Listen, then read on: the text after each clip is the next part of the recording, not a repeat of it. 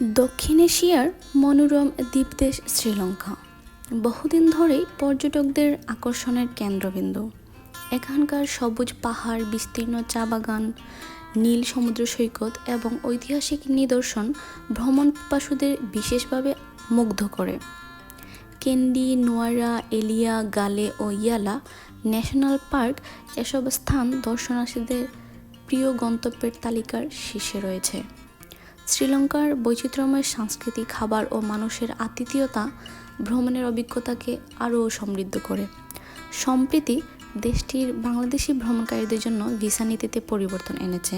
15 October থেকে on arrival visa সুবিধা বাতিল করে এর পরিবর্তে বাধ্যতামূলক করা হয়েছে ইটিএ অর্থাৎ ইলেকট্রনিক ট্রাভেল অথরাইজেশন।